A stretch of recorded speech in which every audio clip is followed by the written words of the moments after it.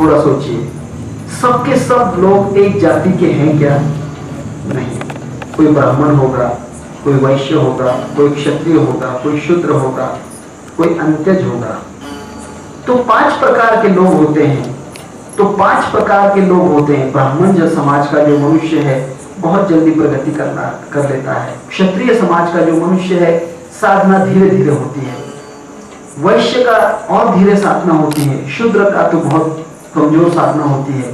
साधना उसकी वहीं पर होती है। साधना में कोई फर्क नहीं, सिर्फ धीरे धीरे होती है साधना, फर्क कोई भी नहीं रहता। इसलिए समस्त प्रकार के लोगों के जीव भावनाओं के विकास अवस्था में अपने अपने अनुभव हो जाते हैं और उस प्रकार के प्रकृति के अनंत जन्म, अनंत देह, अनंत प्रकार की सिद्धता उसके अधिकार अनुसार वहां पर प्राप्त होती है, अधिकार अनुसार प्राप्त होती है।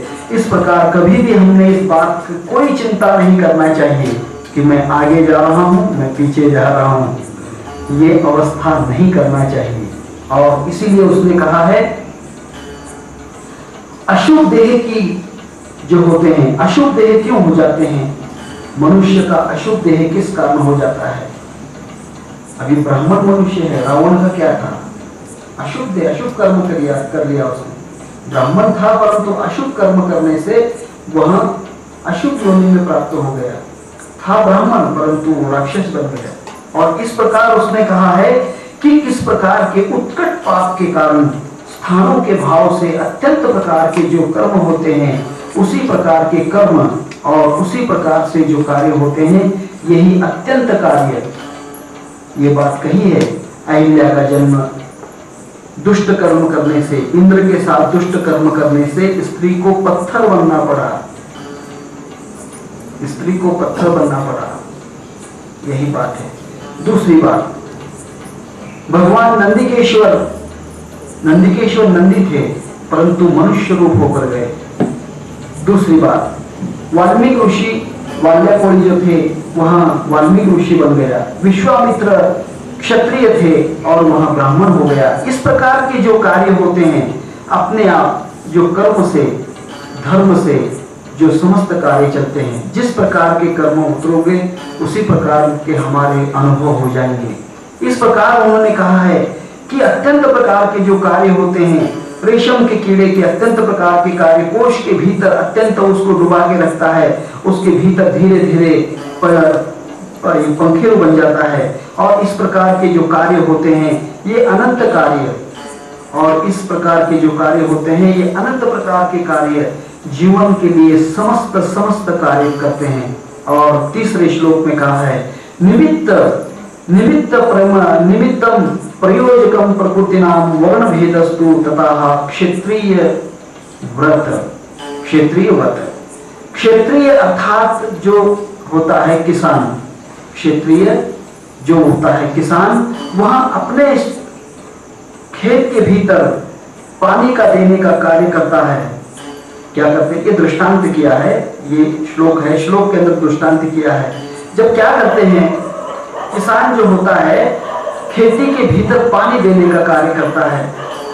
क्या करता है किसान? खेती के भीतर जब पानी देने का कार्य करता है, जब वहां अगर थोड़ा सा ऊंचा अगर आ गया स्थान तो उसको धीरे से फोड़ देगा, उस पत्थर उसको धीरे से फोड़ देगा और रास्ता सीधा करेगा।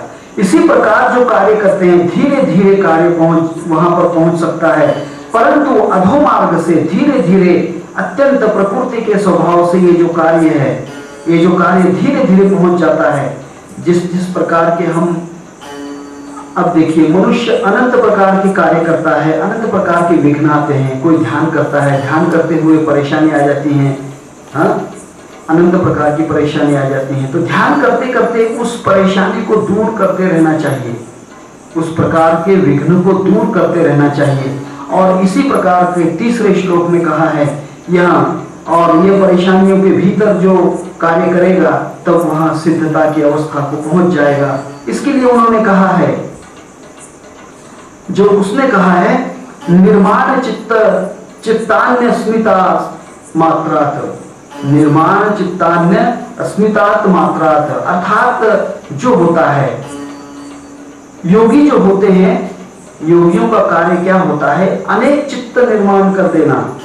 मनुष्य का एक चित्त है, मनुष्य का एक चित्त है, परंतु वो अनेक चित्त निर्माण कर सकता है वो योगी।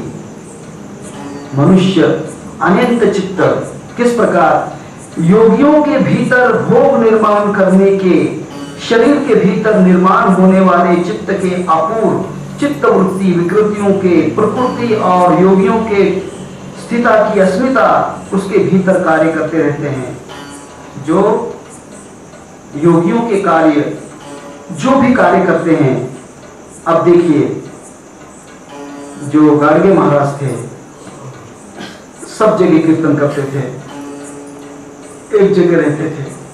अब अलग अलग जगह वो कीर्तन एक जैसा करते थे क्या? एक जगह एक जैसा कीर्तन नहीं था। तब उनका जो चित्त है किस प्रकार का चित्त होगा? विचार करो, अनंत प्रकार का। देखिए पहली बात, सबसे भगवान श्री कृष्ण जो थे, भगवान श्री कृष्ण गोपिकाओं के साथ में रास लीला कर रहे थे, गोपियों के साथ में। तब भगवान ने क्या किया? भगवान ने क्या किया? रासलीला नहीं मालूम क्या है? रासलीला में क्या होता है? रासलीला में क्या किया? भगवान ने अनंत रूप धारण किए, अनंत रूप। एक गोपी एक कृष्ण, एक गोपी एक कृष्ण, एक गोपी एक कृष्ण। जितनी गोपियां थी उतने कृष्ण। और देखिए भगवान श्री कृष्ण ने क्या किया? अनंत गोपियों के साथ अनंत अनंत प्रकार के अलग अलग कार्य किए। कहीं कृष्ण जो था उसकी मां को बना माता कहकर उसका दूध पी रहा है, कहीं कृष्ण उसके गोद में खेल रहा है, कहीं कृष्ण, कहीं जो कृष्ण था उसको तरुणता से बनकर वहां उसको छेड़ रहा है। अनंत अनंत प्रकार के कार्य किए। जो बूढ़ी गोपिकाएं थी उसको मां के रूप में प्रकट किया, जो जवान थी उनको तरुण अवस्था में प्राप्त किया। इस प्रकार जो थे भगवान कृष्ण ने अनंत अनंत रूप धारण किए। और ये बड़ा ही अलौकिक कार्य है। इस प्रकार के कार्य बड़े ही अलौकिक हैं। इस प्रकार उन्होंने कहा है। ये क्यों होते हैं? ये क्यों प्रकार के? चार कारण होते हैं। चार कारण होते हैं। अनेक भोग भोगने से इच्छा आवश्यकता के अनुसार किसी भी कारण से देह प्रकट कर सकती है, किसी भी कारण से देह प्रकट कर सकती है। जैसी उसकी इच्छा है प्रकट हो सकते हैं वो। और इसी प्रकार दूसरा है विविध भोग भोगने से योगियों के भीतर शरीर निर्माण करने की आवश्यकता केवल योग बल के ऊपर इच्छा निर्मिता से पूर्णतः प्रकृति के अनुसार कार्य करती है। पूर्णतः प्रकृति के अनुसार। दूसरा जो कार्य है प्रकृति के अनुसार। अगर उसने सोचा है कि मैं राम के रूप में बन जाऊंगा तो राम के रूप में, उसने सोचा है कि मैं कृष्ण के रूप में तो कृष्ण के रूप में, मैं वामन के रूप में तो वामन के रूप में, अनंत अनंत रूपों में रूप धारण किए हैं।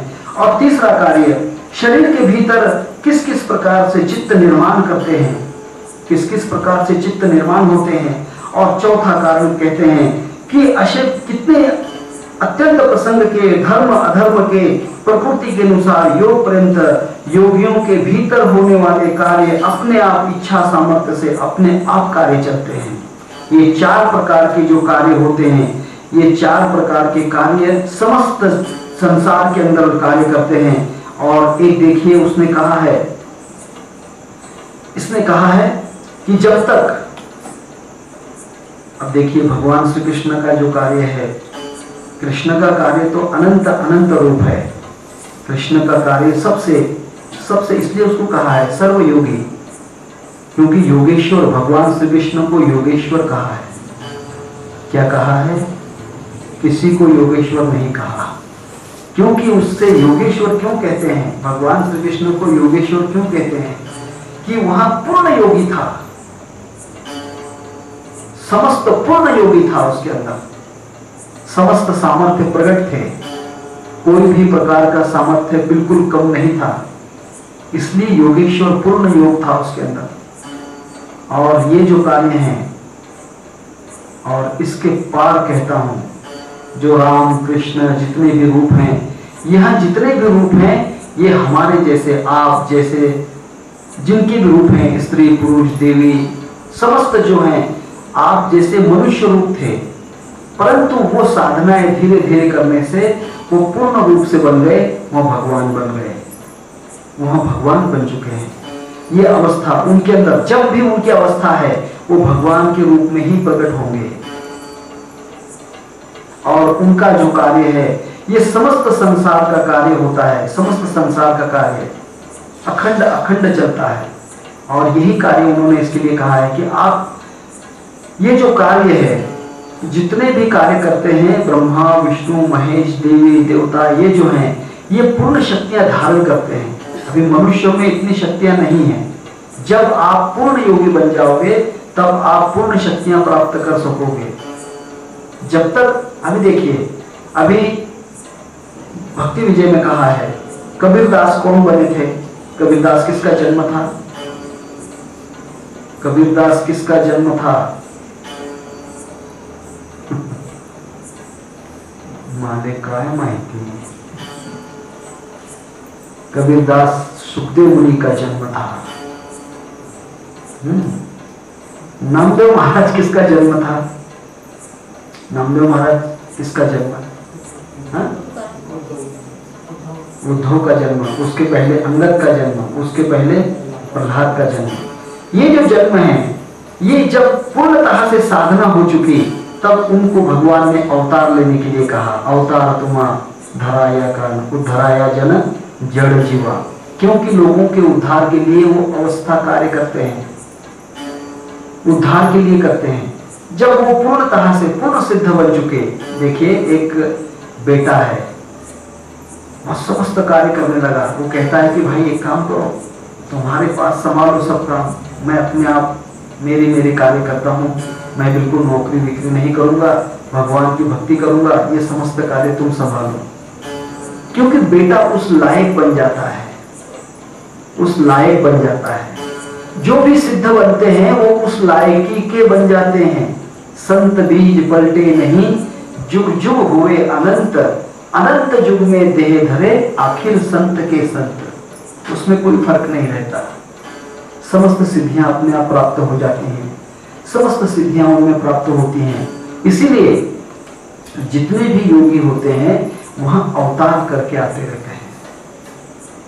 आमे वैकुंठवासी आलो याची कारणासी, बोली ले जो ऋषि साच भावे बरताया। ऋषियों ने कहा है कि आप ये कार्य करो, करने लगे हैं कार्य, नहीं तो कोई कार्य नहीं। अब हमको क्यों नहीं कहते? हमें क्यों नहीं कहते? क्योंकि हम उतने आवश्यक लायकी के नहीं बने, हम उतनी प्रभुता को नहीं प्राप्त करते। जब हम उस प्रभुता को प्राप्त करेंगे, जब वो अवस्था प्राप्त करेंगे। इसके लिए उसने कहा है, 5वें श्लोक में उसने कहा है, प्रवृत्ति भेदे प्रयोजकम चित्तमेनकम मेषाम। अत्यंत अत्यंत प्रकार जो होते हैं, अनंत जो रूप होते हैं, चित्त के भिन्न भिन्न रूप होते हैं। योगियों के चित्त निर्माण करने के शरीर के भीतर चित्त के भिन्न भिन्न प्रवृत्तियों के प्रेरक और भिन्न भिन्न रूप हो जाते हैं, भिन्न भिन्न रूप हो जाते हैं। और इसी प्रकार से चित्त को प्रेरणा, चित्त के व्यापार, उसके अभिप्राय के अनुसार ही योगियों को पूर्ण कार्य कराते रहते हैं, योगियों को पूर्ण कार्य कराते रहते हैं। और जो ये अवस्था है, ये अवस्था ये समस्त योगियों को प्राप्त रहती है। कोई योगी किस अवस्था में प्राप्त हो जाता है, कोई योगी किस अवस्था में प्राप्त हो जाता है। विचार करो, सजन कसाई बहुत बड़े योगी थे, क्या करते थे वो? हाँ, मांस बेचते थे। मांस बेचने का कार्य किया है, परंतु योगी का कार्य कभी नष्ट नहीं किया। गोरा कुम्हार का काम करते थे, परंतु योगी का कार्य पूर्ण किया। ये जो कार्य होते हैं, जितने भी साधु संत बनते हैं, वो अनंत रूपों में जन्म ले लेकर कार्य करते रहते हैं, समस्त जन्मों में कार्य करते रहते हैं। इसीलिए उन्होंने कहा है, ये जो कार्य होते हैं, अत्यंत प्रकार के कार्य, चित्त के भीतर जितने भी कार्य होते हैं, इस अवस्था की वासना के अनुसार जो भी प्रकार की वासना उस वासना के अनुसार कार्य होते हैं। बिना वासना के कोई कार्य नहीं। जन्म घेने लागे हाँ वासने च संगे। योगियों का जन्म हो या कोई ऋषियों का जन्म हो या देवी देवताओं का जन्म हो, किस प्रकार की वासना, वासना के बिना जन्म नहीं। बिना वासना के कोई जन्म नहीं। देखिए जो महाविष्णु थे, महाविष्णु ने क्या किया? कृष्ण अवतार के समय, रावण अवतार के समय, वामन अवतार के समय, हिरण्यकश्यप, इनके समय क्या किया उन्होंने? क्यों अवतार लिया उन्होंने? अवतार इसलिए लिया कि जब तक वासनाएं पूर्ण नहीं होती अवतार नहीं ले सकता भगवान, अवतार नहीं ले सकता। जब उसकी पूर्ण वासनाएं हो जाएंगी, पूर्णतः से वासन लिंबित हो जाएगा, तब उसके वासना के कारण उसको जन्म लेना पड़ेगा। हाँ, नहीं तो ले नहीं सकता है। रावण के उसने कहा कि होने दो और पाप होने दो, कोई बड़ी बात नहीं, होने दो पाप। देखिए कृष्ण का अवतार तो भगवान महाविष्णु ने कब किया है? कृष्ण का अवतार 7 पुत्र उसके, 6 बेटे मार चुके, 7वां बलराम और 8वां कृष्ण, 6 बेटे मार चुके हैं। क्या आवश्यकता थी उसको महाविष्णु को जन्म लेने की? बाद में क्या आवश्यकता थी? नहीं। जब उसके पाप बढ़ चुके हैं, पाप गलत कर्म करने से उसकी वासनाएं बढ़ चुकी हैं, जब भगवान महाविष्णु का जन्म हुआ, राम का जन्म जब हुआ, जब रावण के कर्म बढ़ चुके हैं, नहीं तो नहीं। जब तक वो शुद्ध था, वासना नहीं थी, उसका कोई बाल नहीं नष्ट कर सकता, उसका कोई बाल बाका नहीं कर सकता। और यही कारण है कि जब तक राम के अंदर हो, कृष्ण के अंदर हो, कोई भी भगवान में, ऋषि में, मुनि में, साधु में, संत में बिना वासना के जन्म नहीं है। आमी वैकुंठवासी आलो याची कारणासी, बोली ले जे ऋषि साच भावे वर्ताया। जो मार्ग करने के लिए आए हैं उस मार्ग को सच्ची तरह से करो, दूसरा कुछ कार्य नहीं करते हैं। और यही कार्य उन्होंने कहा है और इसी कार्य से उनको चलना पड़ता है। अब देखिए 6वें श्लोक में कहा है तत्र ध्यान जम नाशनम, तत्र ध्यान जम नाशयम। तब कहा है कि योगियों का निर्माण करने का, अनेक चित्त के भीतर करने का ध्यान, अनेक चित्त रखते हैं, अनेक अनेक रूपों में ध्यान करते हैं, और उसकी ध्यान अवस्था के सत्व गुण संपन्न होने से जो मूल चित्त है उसके अनाशय और उसके चित्त द्वारा घड़ने वाले अत्यंत कर्म और उसके चित्त के भीतर विपाक और उसके कारणीभूत होने वाले संस्कार नहीं घटते। वहां पर जो होते हैं उसके भीतर कुछ भी पाप नहीं रहते। अर्थात ये अवस्थाएं किस प्रकार की होती हैं? पहली अवस्था 4 सिद्धियों में अत्यंत प्रकार की अवस्था होती है, जो हम करते हैं ये अवस्था जानते हैं। पहली 4 प्रकार की सिद्धियों में अवस्था कही है। जीव के चित्त सवासन और क्लेश युक्त अत्यंत कर्माशय और उनके उत्पन्न होने वाले पूर्व जन्म के प्राप्त अपने आप कार्य होते रहते हैं। देखिए अगर हम समझो शेर बन गए, अभी जन्म है आपका, शेर का जन्म है, तो किस कारण बना है? मनुष्य का जन्म शेर क्यों बन चुका है?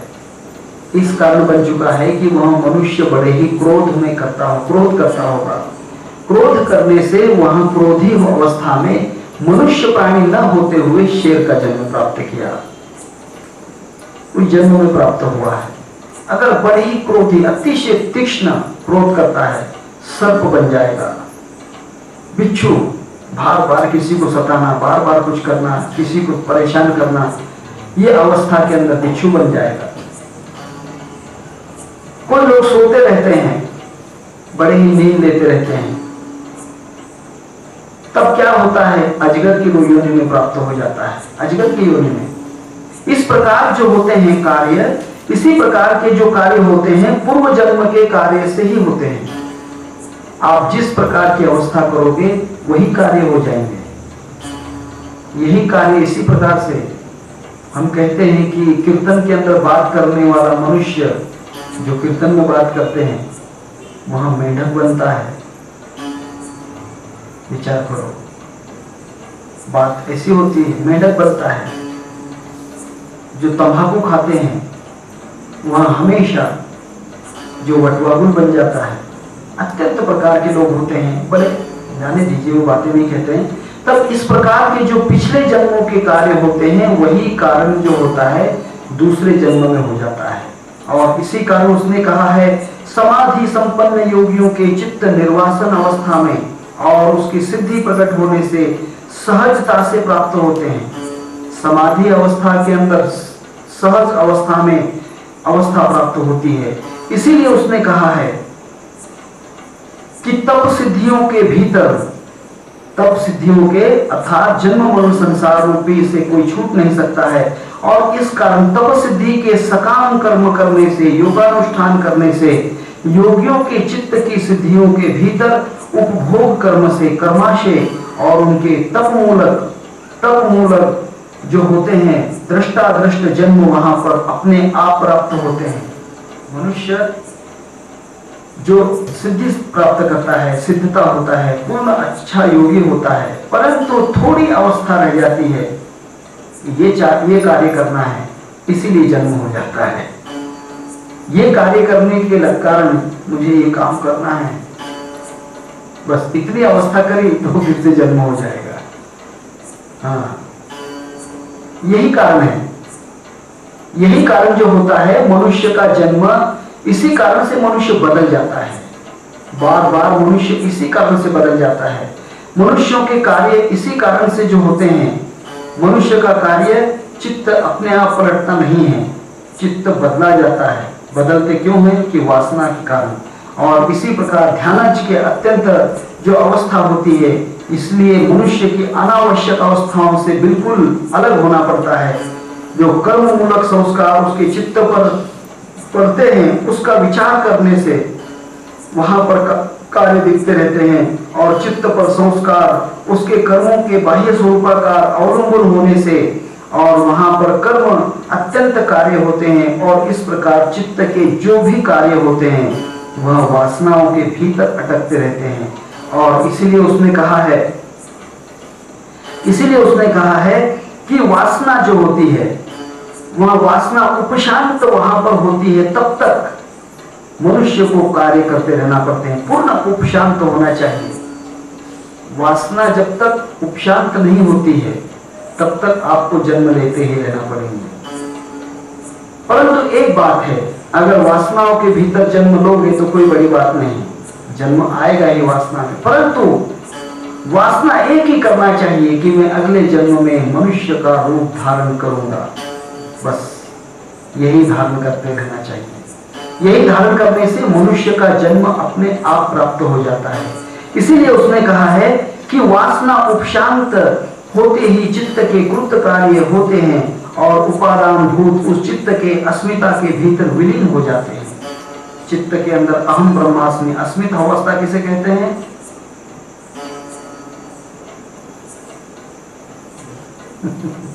क्या कमाल है। अस्मित अवस्था किसे कहते हैं?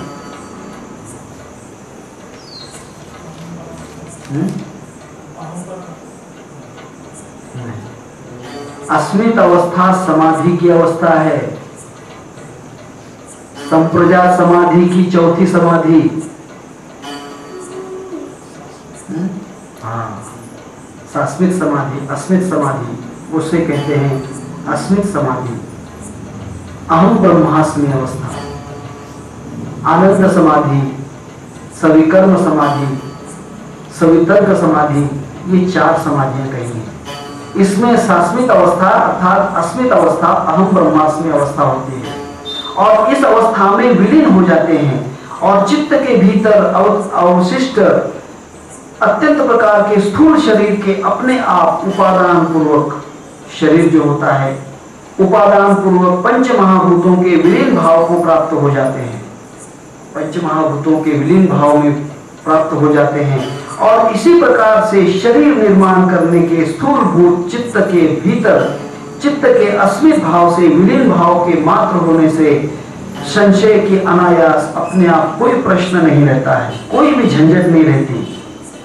जब अहम ब्रह्मास्मि अवस्था में पहुंच गए तब वहां पर कोई भी चित्त की चिंता नहीं रहती है, चिंता भक्त भगवत प्राप्ति की रहती है, दूसरी कोई चिंता नहीं रहती शाश्वत अवस्था के अंदर। इसके लिए उसने कहा है और वृत्ति चित्त के वहां पर नहीं उमड़ती है, वृत्ति चित्त के भीतर नहीं रहती है।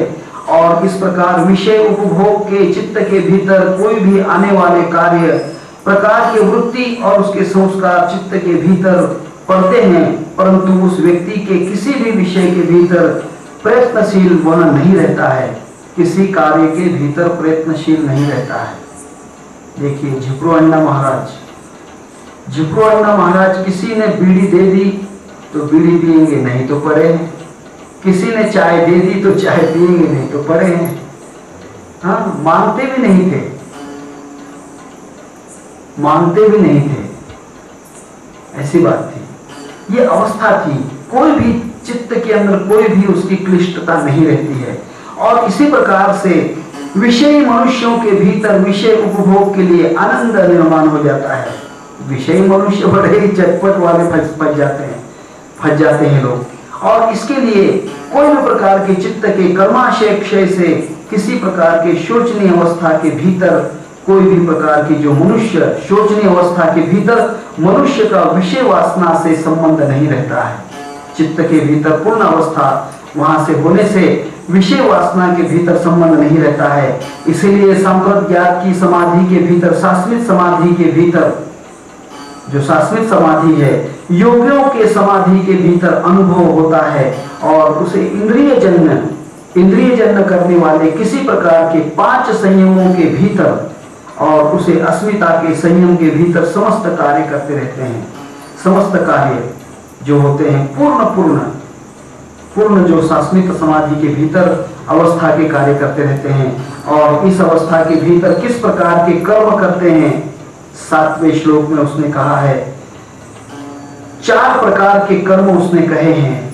7वें श्लोक में कर्मा शुक्ला कृष्णम योगिनी स्त्री विधि योगिनी धी विधि मेतरेशम। ये प्रकार के कार्य कहते हैं। किस प्रकार के जो कार्य होते हैं, शुक्ल जो कार्य होते हैं, किस प्रकार के कार्य होते हैं, वो शुक्ल कार्य शुभ कार्य। और इस प्रकार के कर्म के भीतर कृष्ण कार्य और अशुभ कार्य 4 प्रकार के कार्य होते हैं। शुक्ल और शुभ कार्य और कृष्ण कार्य और अशुभ कार्य 4 प्रकार के कार्य होते हैं।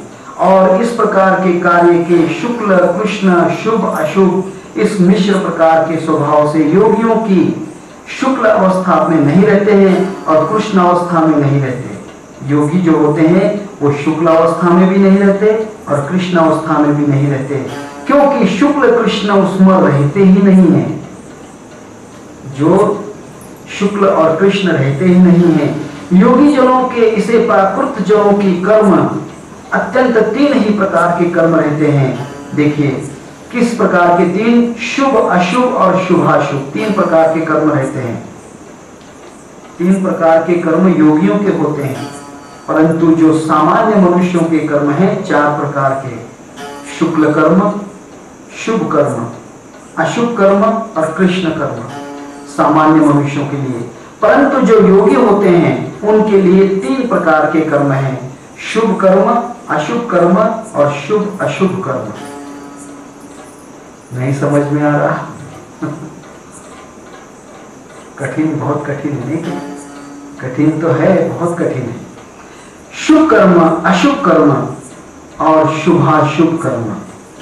जो योगी जो होते हैं कोई भी शुभ कार्य, अगर किसी का खून करेगा, योगी खून करेगा तो किस लिए खून करेगा? किसी की जान बचाने के लिए करेगा, किसी की जान बचाने के लिए खून करेगा, नहीं तो नहीं करेगा। देखिए एक तरफ कौरव खड़े थे और एक तरफ पांडव खड़े थे। दोनों युद्ध कर रहे हैं, दोनों युद्ध कर रहे हैं, दोनों बाण चला रहे हैं, दोनों गदा चला रहे हैं, दोनों तलवार चला रहे हैं, दोनों भाले चला रहे हैं। शुभ कर्म किसका था, अशुभ कर्म किसका था? शुभ कर्म सिर्फ पांडवों का था, अशुभ कर्म कौरवों का था। ये बात है, ये बात है। जो शुभ कार्य करता है उसके लिए कोई भी प्रकार का बंधन रहता ही नहीं है। देखिए दूसरी बात, आसान बात है। एक डॉक्टर है, एक डॉक्टर है, हाँ? वो डॉक्टर क्या करता है, किसी का पेट फाड़ता है ऑपरेशन करने के लिए, और दूसरा जो खूनी करने वाला मनुष्य होता है वो भी चाकू से पेट फाड़ देता है। खूनी कौन है और जो निष्काम कर्मयोगी कौन है, बताइए?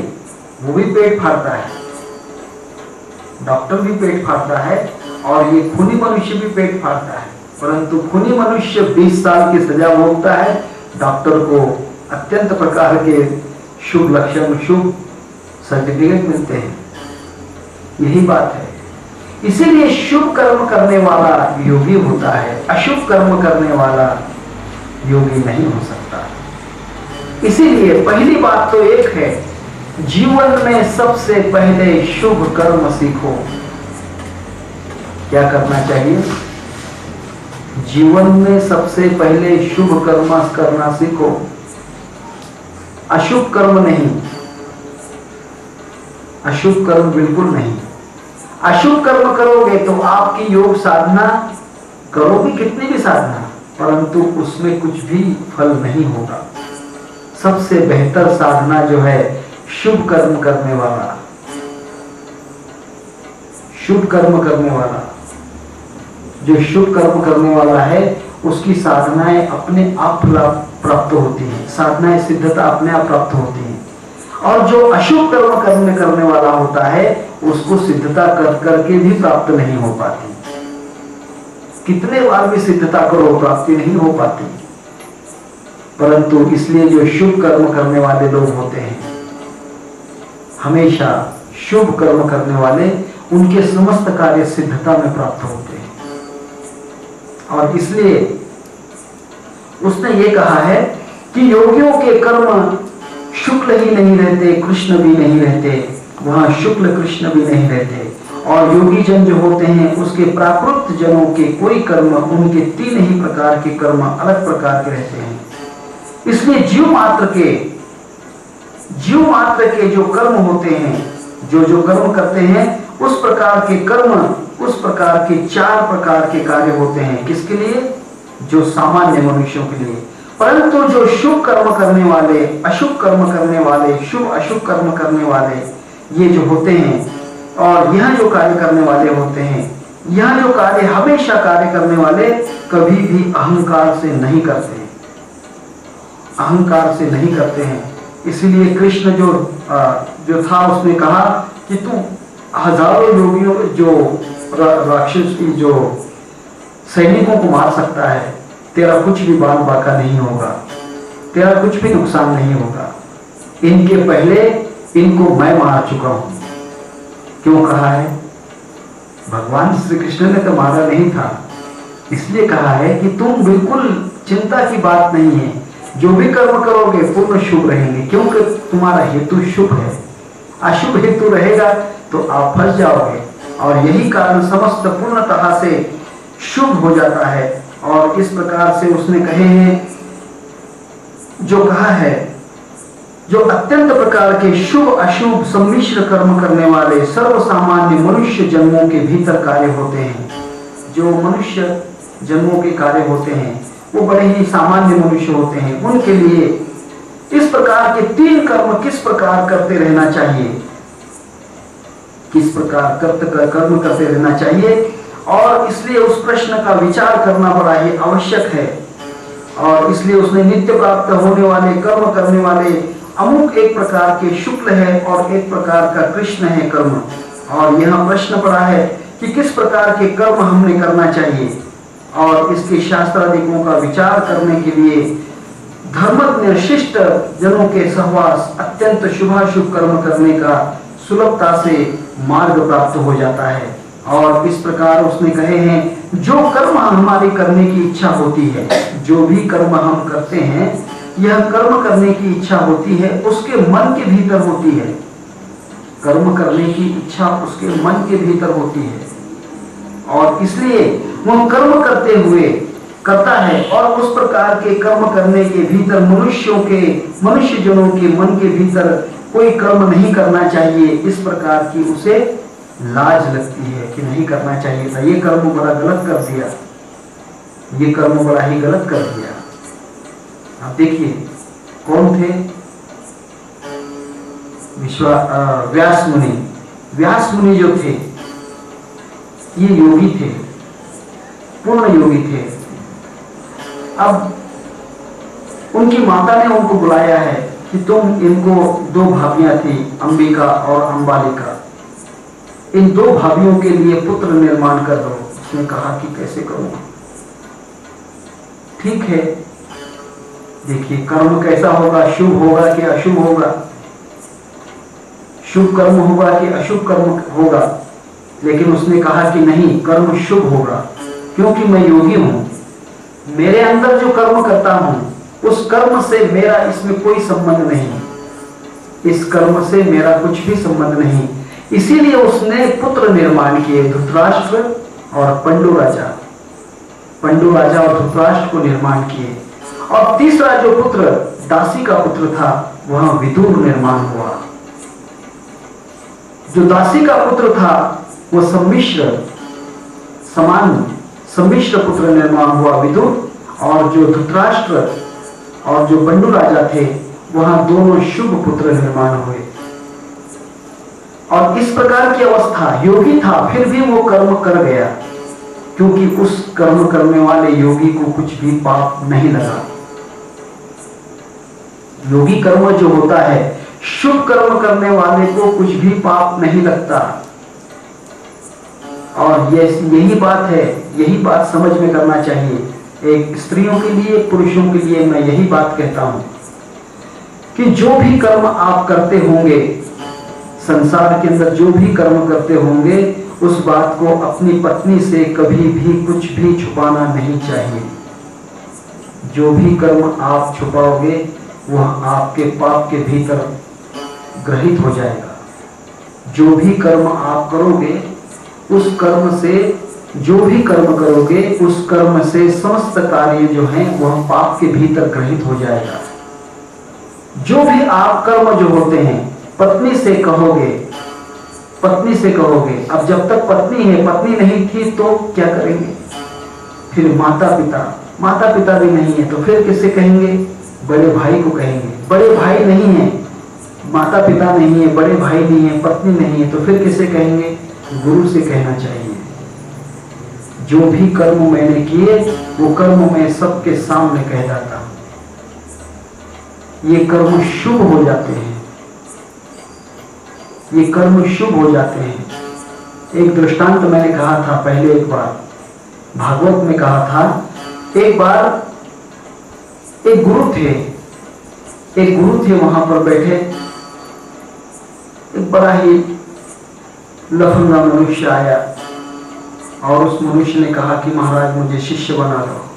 मैंने कहा कि भाई तुम तो बड़े ही विचित्र मनुष्य हो, तुम चोरियां करते हो, जुआ खेलते हो, सट्टा खेलते हो, गांजा पीते हो, चरस पीते हो, सब कुछ समझ कर्म करते हो, कैसे तुमको शिष्य बनाऊंगा? उसने कहा कि एक बात है, मुझे तो शिष्य बनाना ही पड़ेगा, मेरी तो इच्छा है।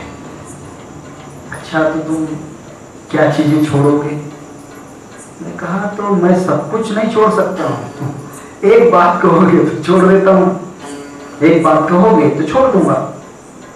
अच्छा कोई बड़ी बात नहीं, आपकी इच्छा है तो एक बात छोड़ दो, जो जिंदगी की एक बात है आप छोड़ सकते हो।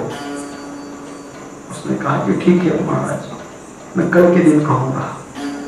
सोचा कि चोरी नहीं करूंगा तो पेट कैसे भरूंगा, चोरी नहीं करूंगा तो पेट कैसे भरूंगा, चोरी तो करना चाहिए। वेश्या के पास नहीं जाऊंगा तो फिर मेरा कैसे कोई मानता कैसे होगी? मुझे पत्नी नहीं है, मैं वेश्या के पास जाऊंगा?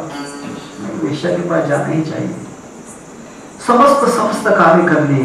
उसने कहा कि चोरी नहीं छोड़ सकता हूँ, गांजा नहीं, बीड़ी नहीं, सिगरेट नहीं, तंबाकू नहीं, शराब नहीं, क्या करना चाहिए? उसने कहा कि एक बात है। गया, गुरु के पास गए, देखिए महाराज मैं सब चीजें नहीं छोड़ सकता हूँ, एक बात छोड़ता हूँ बिल्कुल। बोलो क्या क्या बोलते हो? मैं झूठ नहीं बोलूंगा, मैं झूठ नहीं बोलूंगा। फिर ठीक है, जाओ तुम सब कुछ कर सकते हो, संसार में जो भी काम कर सकते हो करो, मेरा उसमें कोई भी बंधन नहीं है। समस्त कार्य तुम सबके सामने कर सकते हो, परंतु मेरे सामने झूठ नहीं कहना। बिल्कुल नहीं महाराज, झूठ नहीं कहूंगा। अब क्या हुआ? चोरी करी। चोरी करने के बाद उसने कहा कि गुरुवर्य मैंने एक चोरी की। हाँ कोई बात नहीं, चिंता मत करो, फिक्र नहीं है, चोरी करी, फिक्र नहीं। महाराज दूसरे दिन कहा कि मैं वेश्या के पास। अरे कोई चिंता वाली बात नहीं, क्यों करते हो? महाराज मैंने शराब पी ली। अरे शराब पीने से क्या बड़ी बात है, क्यों चिंता करते क्यों हो? सब चीजें उसने कह दी, सब चीजें उन्हें कह दी। कहने के बाद एक बार वो चोरी करते हुए पकड़ा गया। राजा के सिपाहियों ने उसे पकड़ लिया। उसका धन जो था, एक जगह धन उसका निकाल लिया, राजा के सामने पेश किया। उसने कहा चलो राजा के सामने आ जाओ। उसने कहा कि ठीक है, कोई बड़ी बात नहीं, मैं झूठ नहीं बोलूंगा। कौन कहता है? वो शिष्य। मैं झूठ नहीं बोलूंगा, मैं सबके सामने कह दूंगा मैंने चोरी की है। उसने कहा कमाल है, ये आदमी चोरी करता है, ऐसा क्यों कहता है? अगर चोरी की है तो ये सबके सामने क्यों कहता है? जरूर चोर नहीं है। राजा के सामने खड़ा किया। उसने कहा तुमने चोरी की? महाराज मैंने चोरी की है। अरे कैसे कहते हो तुम चोरी कर ली है? धन कहाँ रखा? महाराज धन वहां रखा है। अच्छा फिर धन छुपा दिया? छुपाया नहीं धन? नहीं महाराज मैं छुपाने वाला क्यों? अच्छा ये मनुष्य बड़ा ही सच्चा लगता है, मनुष्य सत्यवादी है। इसने चोरी नहीं की होगी, इस मनुष्य ने चोरी नहीं की होगी, बेचारा दूसरे को बचाने के लिए कह रहा होगा कि मैंने चोरी कर ली है। उसको कहा कि देखो तुम्हें चोरी की बात नहीं, तुम सत्यवादी मनुष्य हो, तुमने चोरी करी या नहीं की मेरा इसका कोई सवाल नहीं। एक बात है, तुम मेरे यहां पर अगर नौकरी करो, प्रधान बनोगे, तो मैं तुम्हें आधा राज दूंगा। उसने कहा कि महाराज आधा राज? उसने कहा कि कोई बड़ी बात नहीं, मैं तुमको आधा राज देता हूं। उसने कहा कि कमाल है। उसने कहा कि कमाल है। वहां गुरु के पास गए। गुरु के पास गए, जाने के कहा कि महाराज मैंने कितनी बड़ी गलती कर ली। उसने कहा कि तुम्हारा क्या हुआ? तुमने कोई गलती की? क्या क्या कहा तुमने? क्या गलत किया तुमने? नहीं महाराज मैंने तुम्हारे पास समस्त चीजें नहीं छोड़ी। अरे नहीं छोड़ी तो नहीं छोड़ी, इसका कोई परवाह नहीं, तुमने एक बात सत्य कही ना। महाराज इसीलिए तो कहा हूं कि मैं राजा का सबसे बड़ा जो प्रधान हूं। उसने कहा कि कैसे हो? महाराज मैंने सत्य कहा, मैंने चोरी की, चोरी करने के बाद धन निकाल के दिया, उसने मुझे नौकरी दे दी। उसने कहा कि कमाल है। उसने देखा, पीछे देखा तो क्या है, आम के जो पेड़ थे, क्योंकि उसी का लगाया हुआ पौधा था। किसका? उसी चोर का लगाया हुआ पौधा। उसने कहा कि बेटे इसे जब फल आ जाएंगे, इसके जब फल आ जाएंगे तब तुम पूर्णतः से सत्य बोलोगे। तब उसने देखा है, उसे देखा कि आम के फल तो नहीं आए, उसके मोहर आ चुके हैं। उसने कहा कि जरूर आम आएंगे। कुछ दिनों तक आम के मोहर लगे। फिर वहां पर राजा ने विचार किया कि देखो बड़ा ही सत्यवादी मनुष्य है, प्रधान है, चोरियां करना छोड़ दिया उस मनुष्य ने, चोरियां छोड़ दी, बहुत बड़ा प्रधान बन गया। उसने कहा कि कितना सत्यवादी मनुष्य है, इसे मेरी बेटी दे दूंगा तो कितनी अच्छी बात हो जाएगी, इसे बेटी दे दूंगा तो कितनी अच्छी बात हो जाएगी, दामाद की दामाद रहेगा, मैं मर गया तो फिर मेरा राज भी यही संभालेगा। उसने कहा कि देखो, मैं तो एक बूढ़ा हूं, मैं तुम्हें अपनी कन्या देना चाहता हूं। महाराज, कन्या कैसी? उसने कहा कि मैं तुम्हें कन्या देना चाहता हूं। उसने कहा कि धन्य है महाराज। जब उसने देखा, उसको कन्या दे दी, विवाह संपन्न हुआ, आशीर्वाद लेने के लिए गुरु के पास गया तो उसे आम के फल दिखे। उसने कहा कि वाह महाराज, तुम्हारी कमाल हो गई, तुम्हारे आम के फल भी प्राप्त हो गए।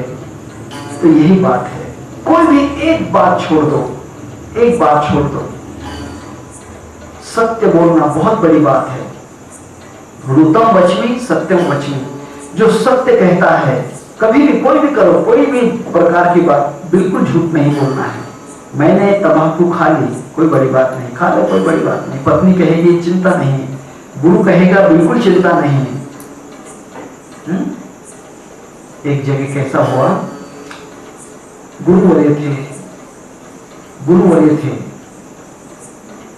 जब शिष्य थे वहां पर बैठे कि एक काम करो, तुम बिल्कुल बीड़ी नहीं पीना।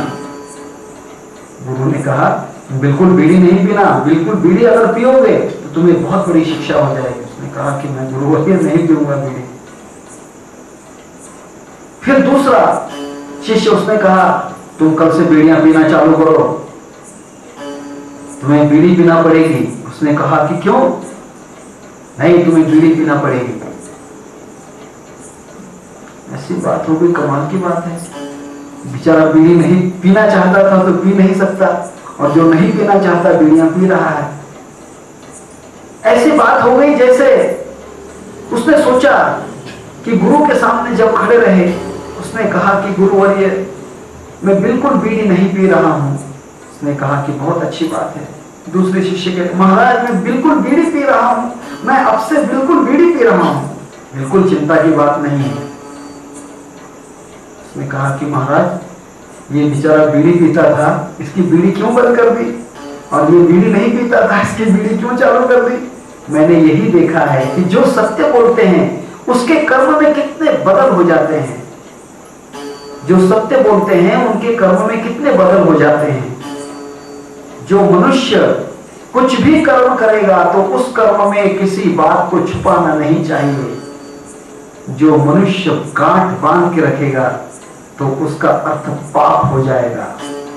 पहली बात, पाप सबसे बड़ा कर्म है। पाप मनुष्य का जीवन के अंदर सबसे बड़ा खतरनाक मार्ग होता है।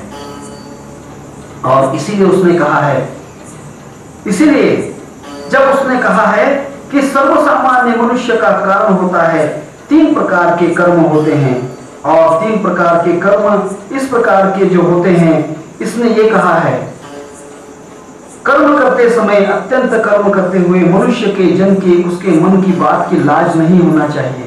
जो मन की बात जो होते, सत्य मनुष्य कहता है तो फिर डरने वाली बात क्यों है? कोई डरने वाली बात नहीं, बिल्कुल नहीं डरना चाहिए। महाराज छुपाते हो कहीं बात?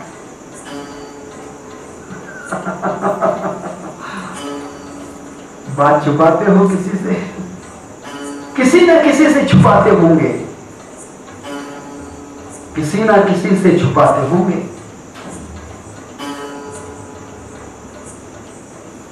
और इसी कारण मनुष्य योगी नहीं बन सकता, पूर्णतः से योगी नहीं बन सकता। जो सत्य बोलेगा वह योगी प्राप्त हो जाएगा। सत्य के बिना योग प्राप्त नहीं होता है।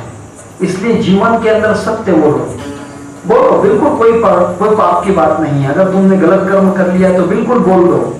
गुरु से कह सकते हो, माता से, पिता से, भाई से, किसी से जो अच्छा व्यक्ति है उससे बात कर सकते हो।